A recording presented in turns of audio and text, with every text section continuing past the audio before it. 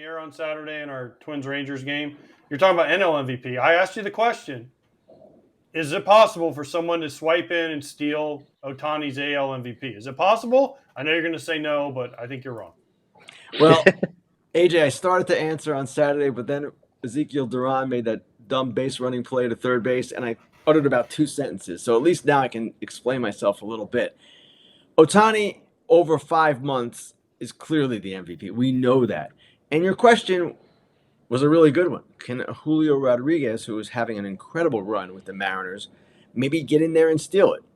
And my answer was, before this play occurred, if Ohtani continues playing, and he's certainly playing right now, and it looks like he'll play a little bit more at least before deciding how to treat that torn UCL.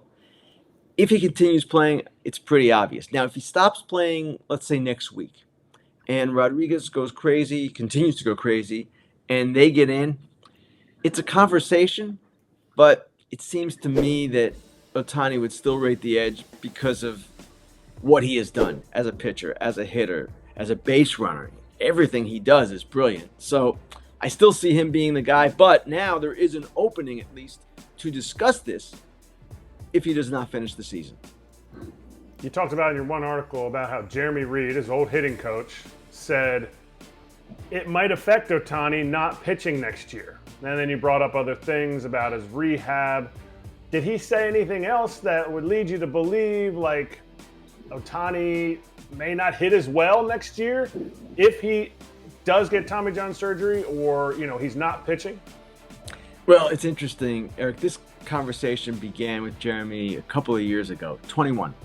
And he said at the time that Ohtani thrives as both a pitcher and a hitter. And I remember John Smoltz had said on our air in a broadcast, he thought that if Ohtani just focused solely on pitching, he could be another Jacob deGrom. And that's high praise at the time, obviously, even now.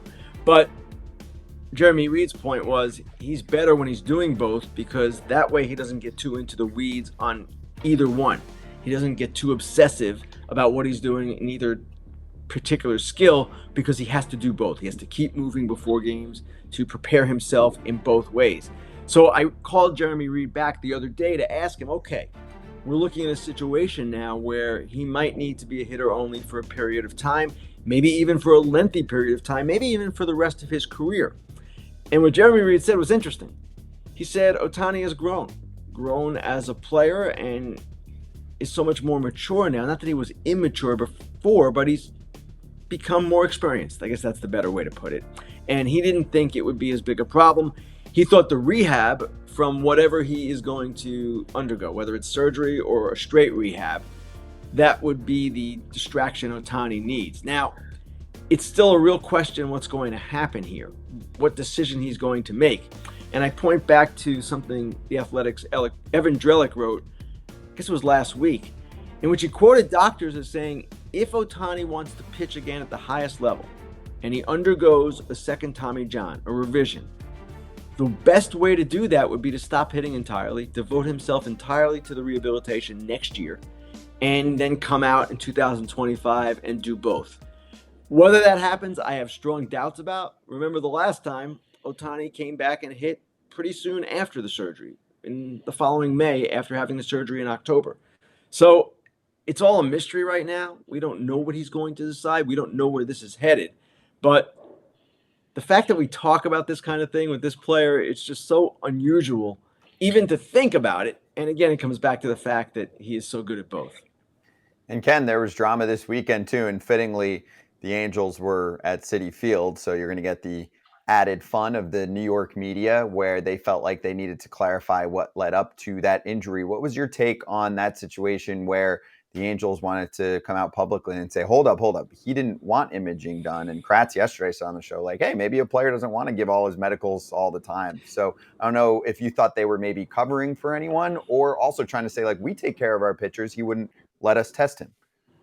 My initial reaction was maybe they were covering, but then I made a few phone calls and I asked some questions, and the answers I got were essentially that Ohtani at the time did not feel that an MRI was warranted, and his agent Nez Balelo of CAA did not feel an MRI was warranted the Angels did offer him that possibility. And what Eric said, I learned, and I did not know this, is absolutely accurate. A player doesn't necessarily want an MRI in his file as he goes to become a free agent. They want a clean bill of health if possible. And when Perry Manassian came out and said that as the Angels GM, I also wondered, okay, why is he saying that? Is there a rift with the Ohtani camp? And the truth is they communicate on everything pretty much. He cleared with that camp, with Bolello and Ohtani presumably, what he was going to say. Not that he had to clear it, but he informed them what he was going to say, and they had no objection, evidently, because they didn't come out and say anything different. So here's a guy that did not feel that the MRI was necessary. It was a finger problem, then it was a cramping problem in his legs. And from everything we can tell right now, it does appear he blew out in that game. He was throwing 95 in the first inning. And I was told that you cannot throw 95 with a torn UCL. So it seems that everything was on the up and up. What happened was Perry Manassian was getting criticism because they hadn't given him an MRI, criticism from various people. And he felt his need to defend himself, and he did.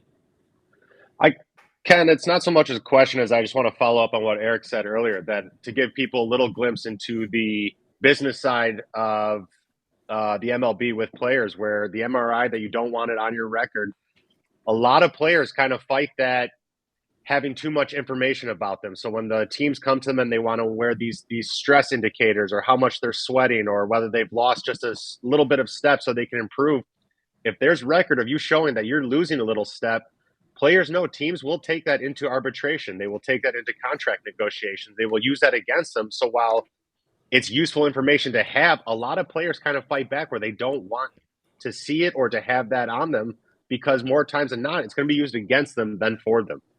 No, I'm glad both of you guys made that point because you've been there. And again, as someone who's covered this league for, 35 plus years, I did not know this. I did not know that players might resist an MRI if they felt it was borderline because as a potential free agent, they would want their record clean. And that's important to know. And all the fans and all the people in the media, those people who are screaming about this, well, maybe now, next time they won't scream as loud, knowing what they know. And again, there was not an indication of an elbow problem before this all went down. There were other things going on with him.